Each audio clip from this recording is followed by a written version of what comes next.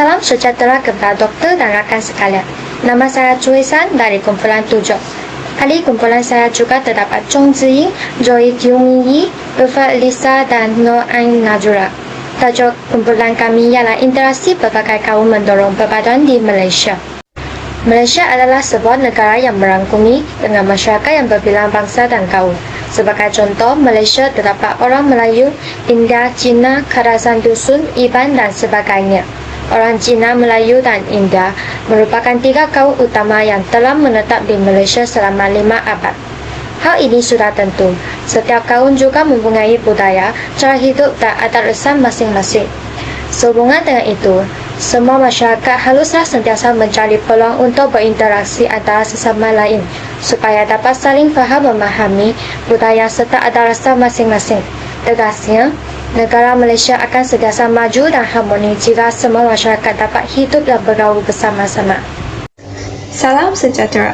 Saya ialah Chong Ziying, nombor matrik 84866. Dalam pengenalan saya, berdasarkan pimpinan Perdana Menteri Dato' Sri Ismail Sabri Yaakob yang menyampaikan konsep keluarga Malaysia yang mewariskan 3 teras utama, iaitu keterangkuman, kebersamaan dan kesyukuran untuk bekerjasama dalam memulihkan negara Malaysia daripada masalah dan kesan pandemik COVID-19. Terdapat nilai-nilai di bawah ketiga-tiga teras seperti menerapkan budaya ilmu dalam kalangan masyarakat dan keluarga, menyuruhkan budaya komunikasi berhemah dalam masyarakat dan keluarga, serta membina akhlak mulia dalam anggota keluarga. Dengan ini, perpaduan yang diimpikan oleh semangat keluarga Malaysia pastilah akan memajukan masa depan negara. Selamat sejahtera kepada doktor dan rakan-rakan. Nama saya Joy Kyung Yi. Interaksi sosial adalah sesuatu hubungan yang melibatkan 2 orang atau lebih. Tindakan atau reaksi orang itu akan mempengaruhi kehidupan seseorang. Interaksi sosial ialah hubungan sosial yang melibatkan 2 individu atau secara berkelompok.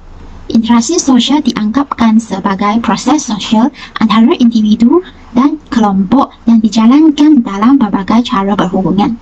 Interaksi sosial adalah sesuatu kunci bagi mewujudkan kehidupan sosial bersama. Interaksi sosial didefinisikan sebagai hubungan antara seseorang dengan individu lain yang mewujud hubungan saling timbal balik. Interaksi sosial ialah satu proses yang berdasarkan kesedaran tentang kewujudan orang lain dan seseorang itu perlu bertindak balas terhadap tindakan orang lain.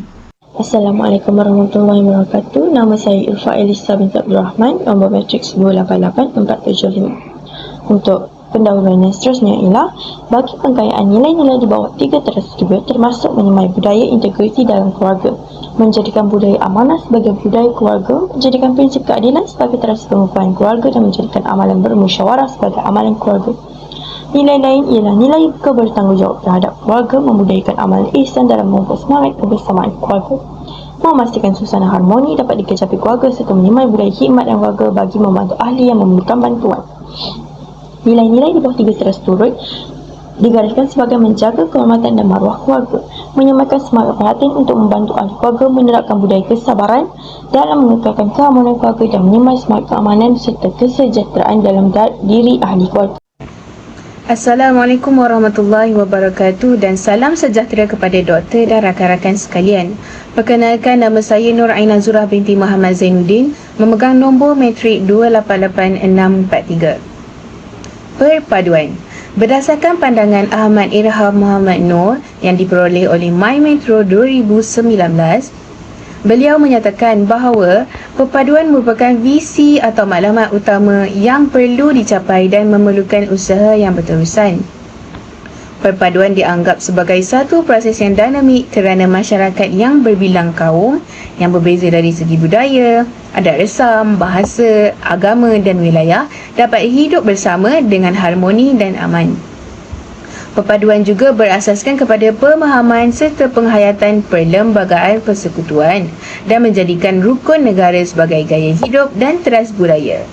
Seterusnya 2.0 iaitu pernyataan masalah.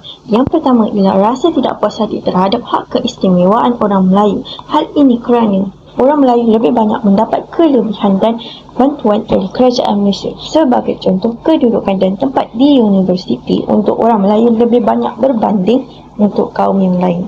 Seterusnya, bahasa Melayu sebagai bahasa rasmi telah menjadi punca masalah etnik. Hal ini kerana kebanyakan komunikasi di Malaysia melibatkan bahasa Melayu. Yang ketiga, tahap ekonomi yang berbeza.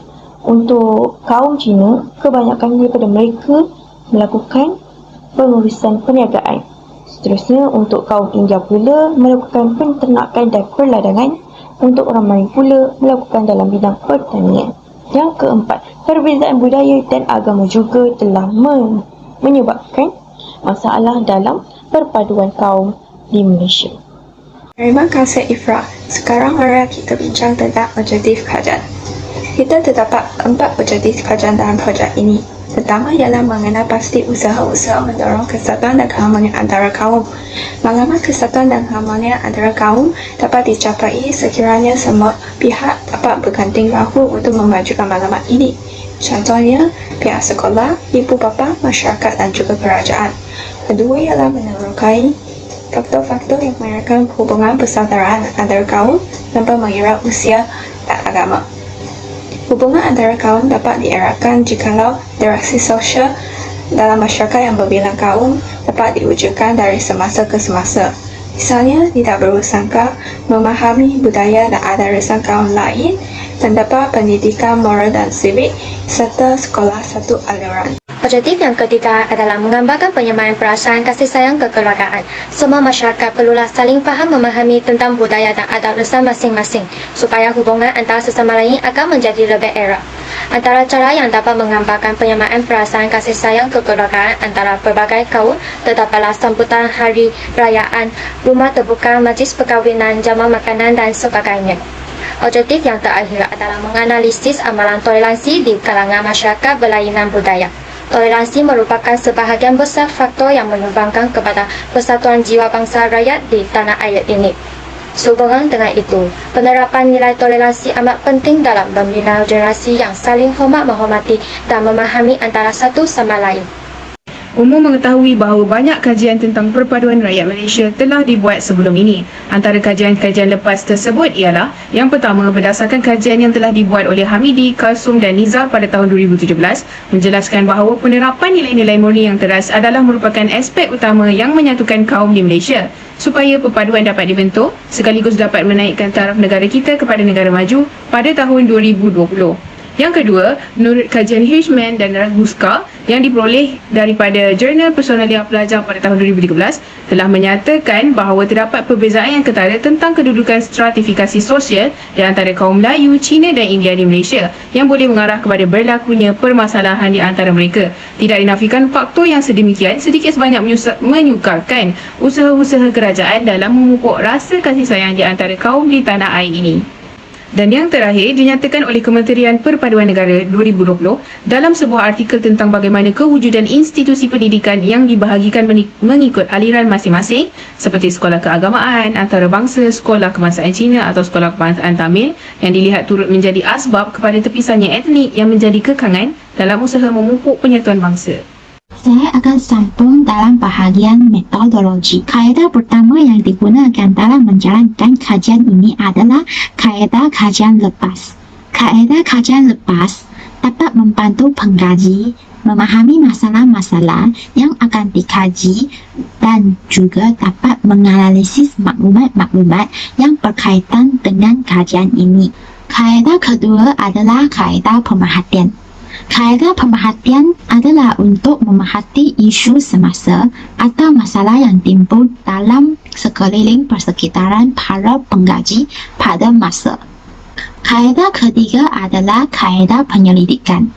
Kaedah penyelidikan dapat mempercepatkan proses pencarian data dan pengkumpul data-data dengan lebih tepat dan jelas. 6.1. Mengenal pasti usaha-usaha mendorong kesatuan dan keharmonian antara kaum. Terdapat 4 pihak yang berusaha untuk mendorong kesatuan dan keharmonian antara kaum di Malaysia. Pertama ialah pihak sekolah.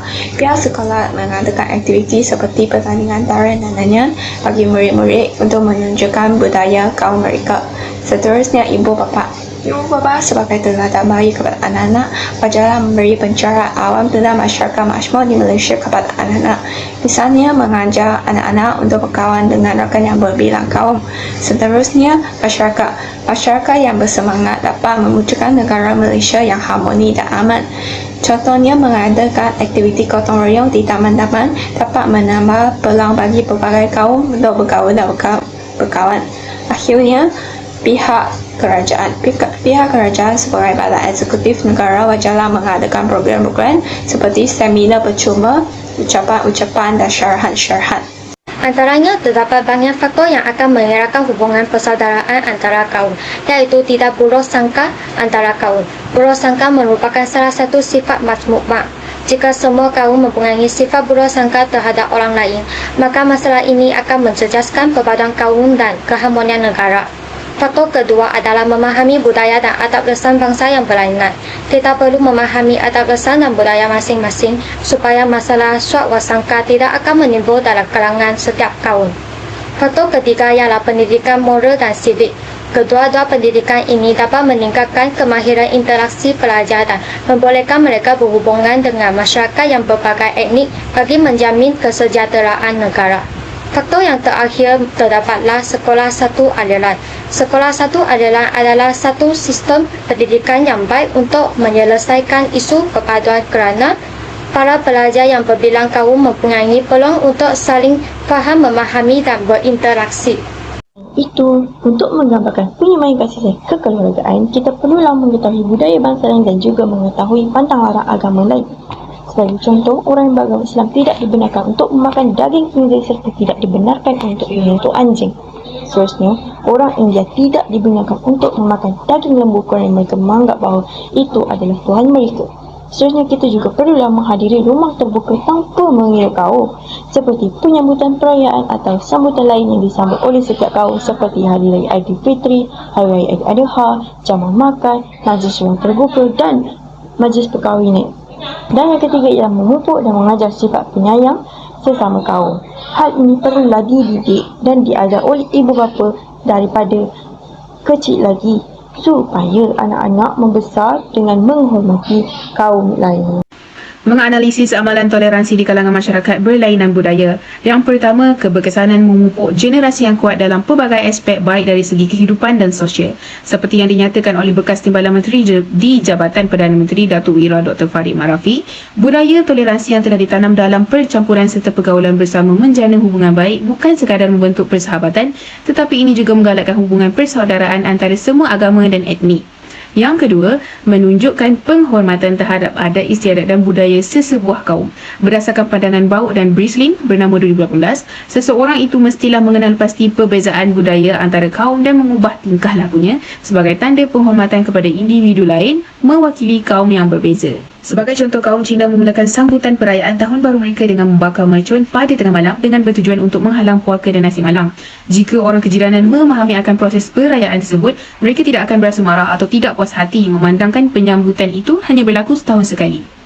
Dan yang terakhir, masyarakat bersatu hati dan bekerjasama dalam mengharui serta menyelesaikan sesuatu masalah. Jika mereka mendapati seseorang itu tidak mematuhi prosedur yang ditetapkan oleh kerajaan, mereka akan terus menegur dan menasihati individu terbabit demi mengelakkan daripada berlakunya kenaikan kes COVID-19 di negara kita. Hal ini menunjukkan betapa bertoleransinya rakyat Malaysia menjaga sesama rakyat tanpa memandang asal-usul seseorang itu. Akhirnya adalah bahagian kesimpulan. Interaksi pelbagai kaum di Malaysia amat penting demi kehidupan harian yang aman antara berbilang kaum tanpa mengira perbezaan budaya, agama dan adat resam kaum lain. Semua pihak masyarakat perlu memainkan peranan yang penting dalam usaha mendorong kesatuan dan keharmonian antara kaum. Selain itu, interaksi pelbagai kaum dapat mengeratkan hubungan persaudaraan antara kaum tanpa mengira usia dan agama. Di samping itu, interaksi pelbagai kaum juga dapat menggambarkan penyemayan perasaan kasih sayang kekeluargaan. Akhirnya, interaksi berbagai kaum dapat mengamalkan sikap toleransi dalam kalangan masyarakat berlainan budaya. Setakat pembentangan kumpulan kami. Terima kasih.